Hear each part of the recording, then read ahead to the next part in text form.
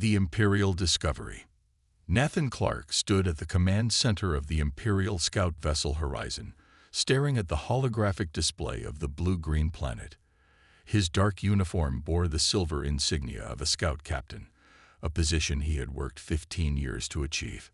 "Interesting readings from the third planet, Captain," said Daniel Green, hunched over his console. The science officer's fingers danced across the display as data streamed in. Nitrogen-oxygen atmosphere, extensive water coverage, and significant technological development. "How significant?" Nathan asked, moving closer. "Confusing, actually. I'm seeing evidence of primitive combustion vehicles and basic satellites, but also unusual energy signatures I can't identify." Lieutenant Olivia Ward joined them, her red hair pulled back in a regulation bun. Standard procedure would be to establish observation posts and monitor for 50 cycles before contact. Nathan nodded. This was routine work for the Empire's exploration fleet. Discover new worlds, study them, then gradually introduce Imperial presence. In the 10,000 years of the Empire's existence, the pattern rarely varied. Primitive civilizations were always awed by Imperial technology, eager to join the galactic community. "Let's move closer," Nathan ordered. "Standard orbit, passive scans only." The Horizon glided toward the blue planet, its cloaking systems engaged. As they approached, Lisa Palmer at Communications suddenly straightened. "Captain, I'm detecting artificial signals. Thousands of them. Radio waves, digital transmissions, something like quantum entanglement communications." Nathan raised an eyebrow. "Quantum communications, that's inconsistent with their apparent development stage." "The signals are everywhere, sir," Lisa continued. "And they're complex. This species communicates constantly." The bridge crew fell silent, watching the planet grow larger on their view screen. "Earth," according to the local language translations beginning to filter through their systems. "Prepare first contact protocols," Nathan said finally. "We'll send the standard greeting package to their governing authorities." Daniel looked uncomfortable. "Which governing authority?" "I'm detecting multiple power centers, hundreds of separate political entities." "Find the most powerful ones," Nathan suggested. "We'll start there." Lisa began transmitting the carefully crafted message that had worked on countless worlds. Greetings from the Galactic Empire, promises of technological advancement, invitation to join the Imperial community. The response came almost immediately, startling everyone on the bridge. "Attention Imperial vessel. This is Earth Defense Command. Your presence violates Terran space. Withdraw immediately or face consequences." Nathan blinked in surprise. "They detected us through our cloaking. How is that possible?" More concerning was the tone, not awe or excitement, but warning. "Sir," Daniel said, his voice tense, "I'm detecting energy buildups on the planet and several orbital positions. They appear to be weapons systems activating." "That's impossible," Olivia said. "Our intelligence indicated no significant space defense capability." Nathan's mind raced. In 15 years of exploration, he had never encountered a pre-interstellar civilization that could detect an Imperial scout ship, let alone threaten it. "Open a direct channel," he ordered. Before Lisa could comply, their ship shuddered slightly. "We've been scanned by some kind of focused energy beam," Daniel reported, sounding bewildered. "It penetrated our shields as if they weren't there." The communication system activated again. "Imperial vessel, this is your final warning. Earth is not open to Imperial contact or jurisdiction. Withdraw from Sol system immediately. We have targeted your engine systems and can disable your ship without destroying it. You have 5 minutes to begin departure." Nathan Clark looked at his crew's stunned faces. This was unprecedented. A developing world not only rejecting Imperial contact, but possessing technology that could potentially back up their threats. "Pull back to observation distance," he ordered quietly, "and prepare a priority message to Imperial Command. I think we've found something unusual." As the Horizon retreated, Nathan stared at the blue planet growing smaller on the view screen, wondering what kind of civilization could stand up to the empire that had ruled the galaxy for 10 millennia. The Imperial response.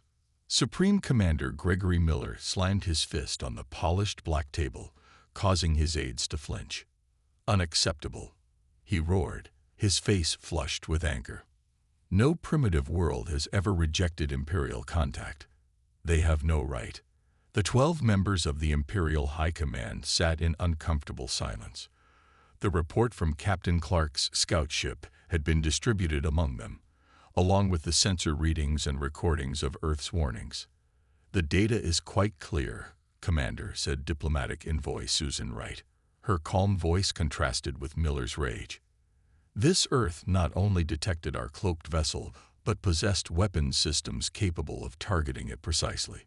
Miller paced the length of the command room, his military boots echoing against the metal floor. The massive viewport behind him showed the gleaming capital world of the Empire, a planet entirely covered by city structures built over 50,000 years. "What do we know about this world?" he asked finally. Science Director Alan Price cleared his throat. "Very little, which is unusual. The system wasn't marked for priority exploration because initial scans showed only early technological development. We estimate they achieved industrialization only 300 years ago. Yet they have energy weapons that can penetrate our shields." Miller's voice dripped with skepticism. "The readings are consistent," Alan replied, projecting several charts onto the main display. "They appear to have developed along an unusual technological path. Their computer systems are primitive compared to ours, but their energy manipulation technologies are advanced in unexpected ways." Susan Wright studied the data with a frown. "Something isn't right here. A species doesn't jump from combustion engines to shield-penetrating weapons in 3 centuries. Miller stopped pacing. "I don't care how they acquired these technologies. No single planet can stand against the Empire. We have brought civilization and order to 10,000 worlds. We will not be denied by these humans." "Perhaps a more diplomatic approach," Susan began. "Diplomacy is for equals," Miller interrupted. "These humans need to understand their place in the galactic order. All species benefit from Imperial guidance and protection." "What do you propose?" asked Fleet Admiral John Peters, who had remained silent until now. Miller pointed to the star map. "Send the diplomatic cruiser Resolution. It carries enough firepower to make our point without unnecessary destruction. I want a full diplomatic team aboard to accept their surrender once they understand the futility of resistance." Susan stood up. "Commander, if I may. Our scans showed unusual energy signatures and defense systems. We should proceed with caution. There's something we're missing about this civilization." "Your concern is noted, Envoy Wright," Miller said dismissively. "But the Empire has faced resistance before. It never lasts." After the meeting, Susan found Miller in his private office. "Gregory," she said, using his first name as they had known each other for decades, "this feels wrong. Why would a developing world have such advanced defensive capabilities unless they had reason to fear something?" Miller looked tired suddenly. "What are you suggesting?" "I don't know," Susan admitted. "But before we send a warship, even one disguised as a diplomatic vessel, we should learn more." "The Council has approved the mission," Miller said firmly. "The Resolution departs tomorrow. Captain Henry Ford has strict orders to avoid conflict if possible, but these humans will learn what every species eventually learns. The Empire cannot be refused." Susan nodded slowly, knowing further argument was useless. As she left, she couldn't shake the feeling that they were walking into something much more complex than a simple show of force against a primitive world. On Earth, silent sensors detected the energy signatures of a much larger Imperial vessel preparing to enter their system. Defensive systems began to power up across the planet, and in hidden orbital positions, waiting. The warning shot. Admiral Ellen Cooper stood on the command deck of Earth Defense Station Alpha, her eyes fixed on the massive display showing the approaching Imperial vessel. Unlike the scout ship from 2 weeks ago, this one made no attempt to hide. It was huge, nearly a mile long, with the distinctive sharp angles of Imperial military design. "Status report," she said quietly. Commander Ryan Barnes looked up from his control panel. "The Imperial ship has crossed the Neptune boundary. Current speed suggests arrival at Earth orbit in 4 hours. They're broadcasting on all frequencies." "Let's hear it," Ellen ordered. The ship's message played through the station speakers. "Attention Earth authorities. This is Captain Henry Ford of the Imperial diplomatic cruiser Resolution. We come to discuss your entrance into the Galactic Empire and address your recent hostility toward our exploratory vessel. Prepare to receive our diplomatic team." Ellen's mouth tightened into a thin line. The message was polite enough, but the scans told a different story. The diplomatic cruiser carried weapon systems capable of reducing major cities to ash. "Are all defense systems ready?" she asked. Ryan nodded. "All platforms active, but in passive mode. Gravitational lens is charged and ready. Earth's surface-based defenses are at full alert." Ellen turned to Communications Officer Donna Reed. "Send them our response." Donna activated the transmission system. Ellen spoke clearly and calmly. "Imperial Vessel Resolution, this is Admiral Ellen Cooper of Earth Defense Command. Your presence violates Terran sovereign space. Earth is not open to Imperial contact or jurisdiction. We have no interest in joining your empire. Turn around immediately." The response came quickly. "Admiral Cooper, we appreciate your concerns, but the benefits of Imperial membership cannot be overstated. We request in-person dialogue to address any misunderstandings." Ellen exchanged glances with her senior staff. They had all trained for this day, though many had hoped it would never come. "They're not going to listen," said Ryan. "Intelligence indicated this would be their approach." Ellen nodded. "Send the final warning." Donna opened the channel again. "Imperial Vessel Resolution, be advised. Earth is a sovereign planet. We do not recognize Imperial authority. This is your final warning to withdraw from the Sol system." On the display, the Imperial ship continued its approach, now passing the orbit of Mars. "They're launching smaller craft," reported Sensor Chief Frank Roberts. 4 vessels, likely troop carriers or landing craft." Ellen took a deep breath. They've made their choice. Activate the gravitational lens. Target their primary propulsion system only. The station hummed as power redirected to Earth's most advanced defensive weapon. Unlike conventional energy weapons, the gravitational lens created a focused distortion in space-time itself, bypassing shields designed to block matter and energy. "Target locked," said Weapons Officer Maria Grant. "Firing solution ready." Ellen gave a simple nod. "Fire." There was no visible beam, no dramatic light show. The only indication that anything had happened was a slight dimming of the station lights as massive power was channeled through the system. On the main display, the effect was immediate and precise. The Imperial ship's engines flared and then went dark. The vessel began to drift, its momentum carrying it forward, but its ability to maneuver gone. "Direct hit," Maria reported. "Their main drive is offline. No other systems targeted or damaged. No casualties detected." The Imperial ship's smaller vessels quickly reversed course, returning to their disabled mothership. Emergency systems were visibly activating across the Imperial cruiser's hull. "Open a channel," Ellen ordered. When the connection was established, she spoke firmly. "Imperial Vessel Resolution. This was a demonstration of restraint, not weakness. We disabled your propulsion systems without casualties. We could have destroyed your ship entirely. You have 12 hours to conduct emergency repairs sufficient to leave our system. We will provide no assistance, but we will not hinder your departure if you leave peacefully." Ellen looked at the stunned faces of her crew, then back at the crippled Imperial vessel on the screen.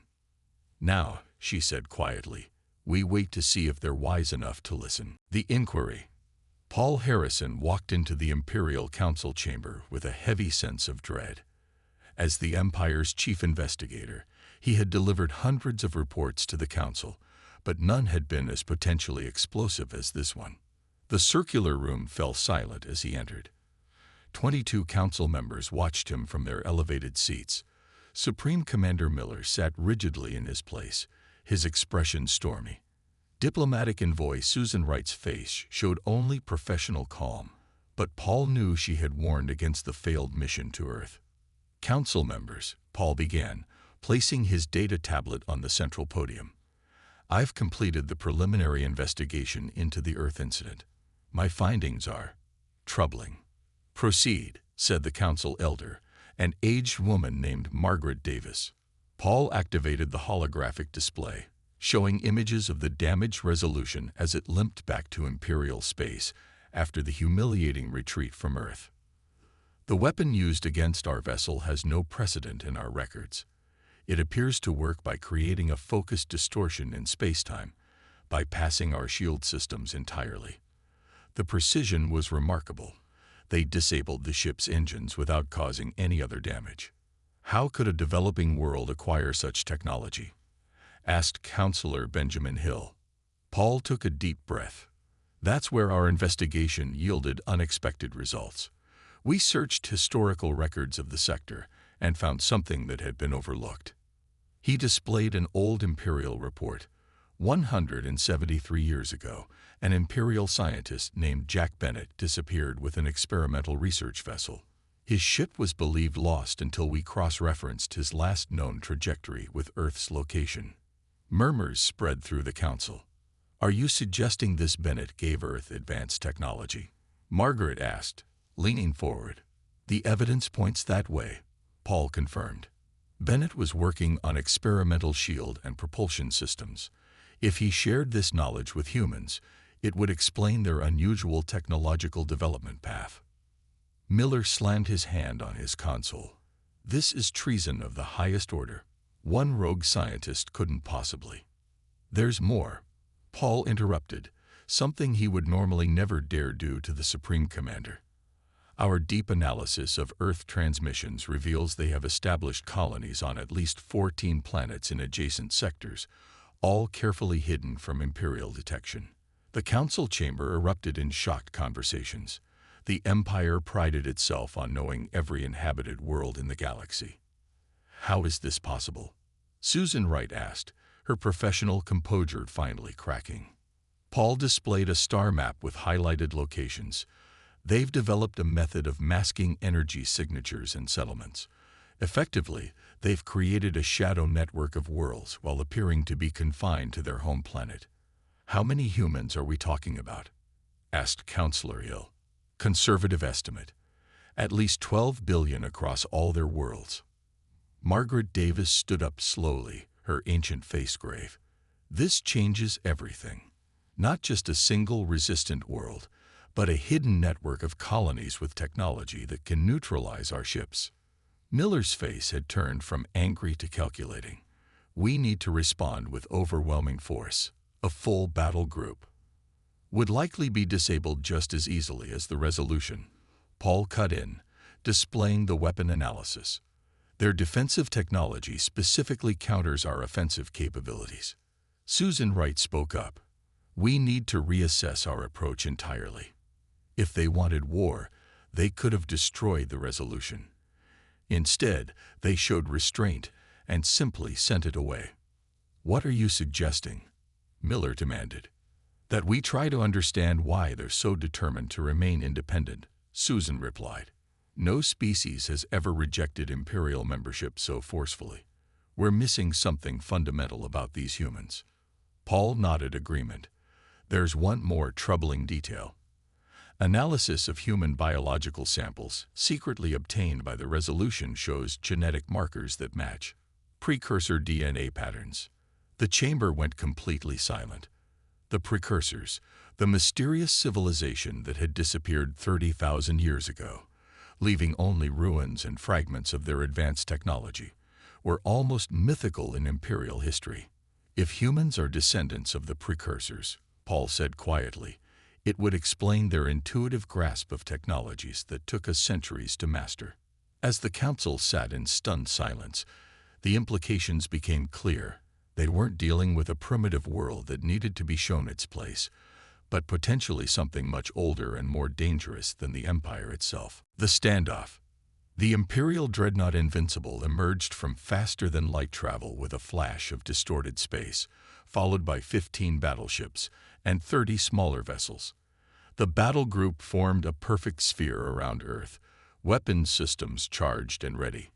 Inside Earth Defense Command Headquarters, General Linda Morris watched the tactical display with steady eyes. She had known this moment would come ever since the Resolution incident 3 weeks ago. They'd brought half the Imperial fleet, observed Colonel Jeff Howard, her second-in-command. Linda nodded. Deploy the defense grid. All platforms, all barriers. Across Earth's orbit, thousands of autonomous defense platforms activated. They were small, each roughly the size of a car, but contained the gravitational lens technology that had disabled the Resolution. Between the platforms, shimmering energy fields began to form as phase-shifted barriers created overlapping protective zones around the planet. "They're hailing us," said Communications Director Peter Jackson. On screen, Linda ordered. The stern face of Fleet Admiral John Peters appeared. "This is the Imperial Fleet to Earth authorities. Your actions against Imperial vessels constitute rebellion against galactic order. Surrender your defense systems and prepare for Imperial governance, or face the consequences." Linda stood tall, her uniform crisp, and her expression resolute. "This is General Linda Morris of Earth Defense Command. We have no interest in conflict with the Empire, but we will defend our sovereignty with all necessary force." "You are outgunned and surrounded," Peters replied coldly. "Do not make the mistake of thinking one successful defense against a single cruiser means you can withstand the Imperial fleet." Linda allowed herself a small smile. "Admiral, please scan the star systems surrounding yours." She nodded to Peter, who sent a signal. Across 12 nearby star systems, hidden human outposts dropped their concealment technologies. Suddenly, the Imperial fleet's sensors detected dozens of heavily armed stations and defensive platforms activated and targeting them. Admiral Peters' eyes widened slightly, the only indication of his surprise. "As you can see," Linda continued, "Earth is not alone. We have established peaceful settlements in many systems, all of which share our commitment to independence." The Admiral's image disappeared briefly as he consulted with his staff. When he returned, his expression was more controlled. "These systems are within Imperial space," he stated. "Your presence there is illegal. We settled empty worlds and developed them without Imperial assistance." Linda countered. "We claim them by right of settlement. We have no desire for war, Admiral, but we will not surrender our freedom." Before Peters could respond, new signals appeared on the tactical display. "General," Jeff said with surprise, "we're detecting multiple non-human ships approaching. They're broadcasting recognition codes from our allied worlds." Linda nodded with satisfaction as vessels from 6 different alien species took positions near Earth's defenses. These were worlds the Empire had classified as primitive or developing, but which had secretly formed alliances with humanity over the decades. Captain Steve Wilson of Earth's Diplomatic Corps stepped forward. Linda nodded, giving him permission to speak. "Admiral Peters," Steve said clearly, "as you can see, the situation is more complex than you realized. Earth leads an alliance of independent systems, worlds that choose cooperation without Imperial control. We have shared our technology with these allies, all of whom reject Imperial rule." The Admiral's face showed carefully controlled anger. "This is unprecedented. The Empire has brought peace and advancement to the galaxy for 50,000 years. And yet," Steve replied calmly, "here we stand. We have no interest in war, Admiral. We simply wish to exist outside your empire, governing ourselves as we see fit.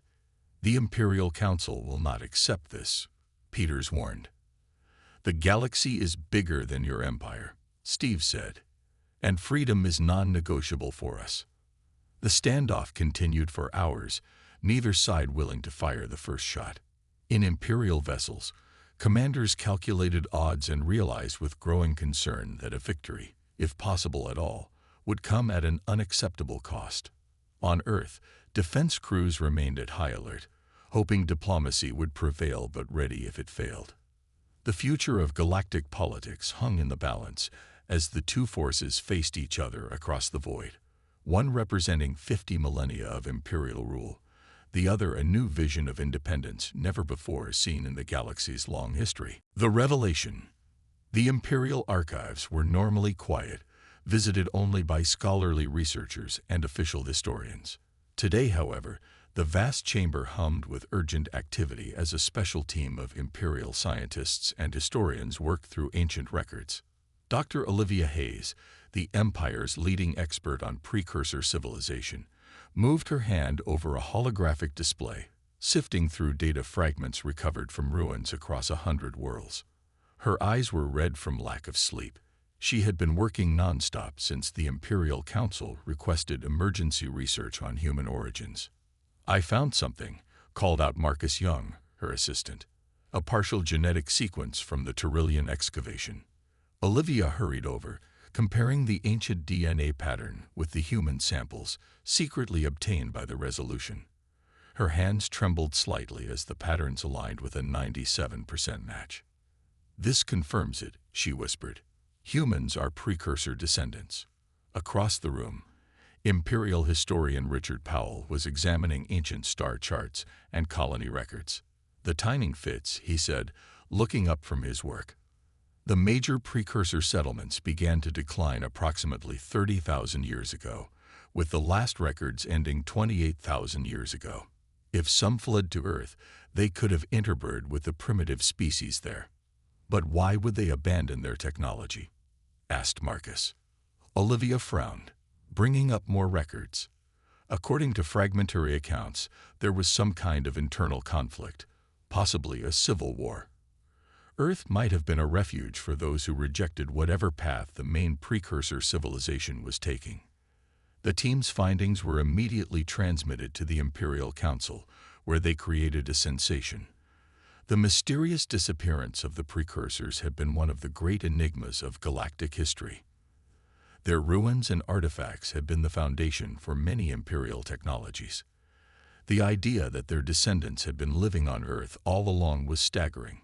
On the diplomatic front, Ambassador Kevin Torres of Earth had requested direct communication with the imperial throne, bypassing the military command structure that seemed intent on conflict.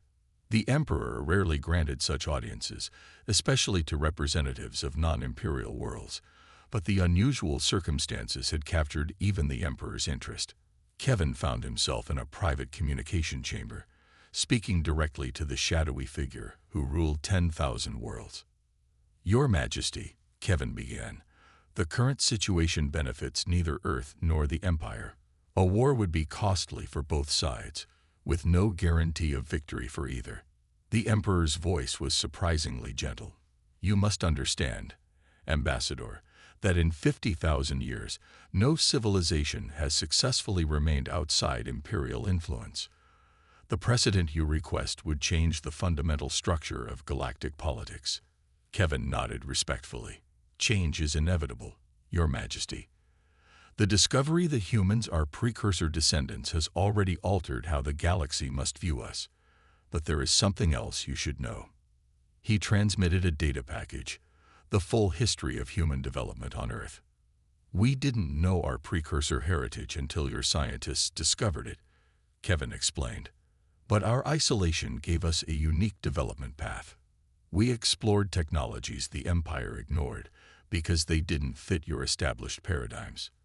This is why our defenses work so differently from yours." The Emperor was silent for a long moment, reviewing the data. "Fascinating," came the eventual response. "Your species rediscovered principles the Empire abandoned millennia ago as unpromising and developed them in ways we never considered." "We propose a new relationship," Kevin said, "not as subjects, but as equals.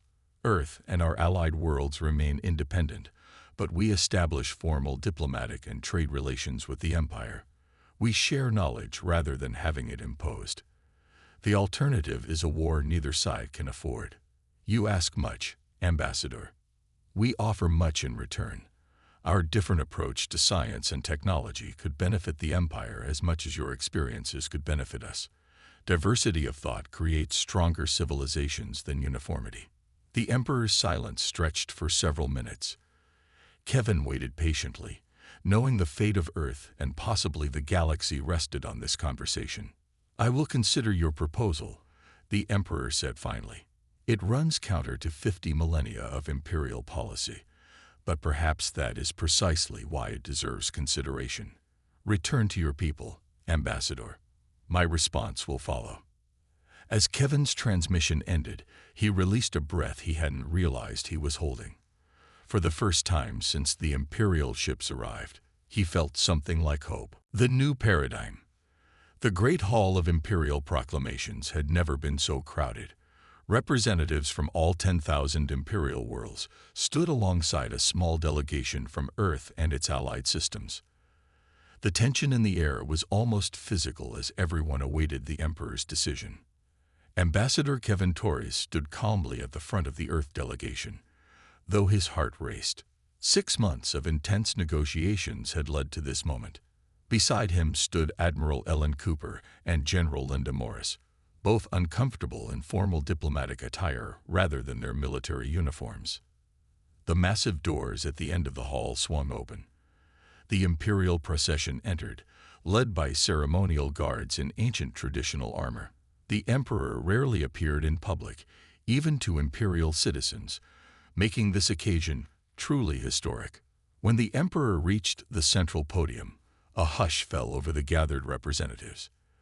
The face beneath the ceremonial crown showed age and wisdom, with eyes that had witnessed centuries of galactic history. "Today marks an unprecedented moment in the history of our galaxy," the Emperor began, voice carrying effortlessly through the vast chamber. "For 50,000 years, the Empire has expanded, bringing worlds into our collective civilization. Never in that time have we recognized the right of a developed world to stand apart from us." Kevin felt Linda tense beside him. The wording suggested their petition had been rejected. "And yet," the Emperor continued, "we have encountered in Earth and its allies something truly new. Not merely resistance, which we have faced before, but a fundamentally different vision of civilization. One that values diversity over uniformity, independence over centralization." The Emperor gestured, and a massive holographic display appeared, showing the treaty document that had been under negotiation. "I hereby proclaim the ratification of the Sole Imperial Treaty, recognizing the Earth Alliance of Independent Systems as a sovereign entity, neither subject to nor enemy of the Galactic Empire." Murmurs of shock rippled through the Imperial representatives. Some appeared outraged, others merely confused. This was a complete departure from Imperial tradition. The Emperor raised a hand for silence.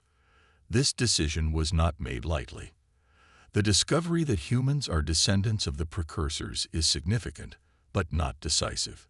What matters is that Earth has demonstrated a path of development different from our own, with technologies and social structures that have evolved in isolation. There is more to be gained from peaceful exchange than from conflict. Kevin stepped forward to sign the treaty on behalf of Earth and its allies. His hand was steady as he pressed his palm to the authentication plate. The Emperor did the same, and the treaty was sealed. As the ceremony concluded, Imperial Cultural Minister Patricia Morgan approached the Earth delegation. "Remarkable," she said, studying Kevin with curious eyes. "In all my years serving the Empire, I never imagined such an outcome." "Change can be difficult," Kevin acknowledged, "but also necessary." Patricia nodded thoughtfully. "My department will be studying the implications for generations. The Earth exception, we're calling it." "Exception?" Ellen asked, speaking for the first time. "Yes," Patricia replied. "You've created a precedent that challenges 50 millennia of imperial philosophy. Some see it as dangerous, others as invigorating. Either way, it marks the end of galactic homogeneity and the beginning of true diversity." Later, as the Earth delegation prepared to return home, Kevin stood at a viewport looking out at the Imperial capital world. The planet-spanning city glittered with the accumulated achievements of the galaxy's oldest continuous civilization. "Do you think it will last?" Linda asked, joining him at the window. Kevin considered the question carefully. "The treaty. It will face challenges. There are those in the Empire who see our independence as a threat to everything they believe in. And there are those on Earth who distrust any relationship with the Empire." "But," Linda prompted, "but perhaps Earth's greatest gift to the galaxy wasn't our technology or our precursor heritage," Kevin said, "but our stubborn insistence on the right to choose our own path. That idea may prove more powerful than any weapon or shield." Across the galaxy, as news of the treaty spread, worlds both imperial and independent began to consider new possibilities. The story of how Earth banned the Galactic Empire from its borders became legend, not a tale of military victory, but of how a small blue planet changed the course of galactic civilization by simply insisting on a different way forward.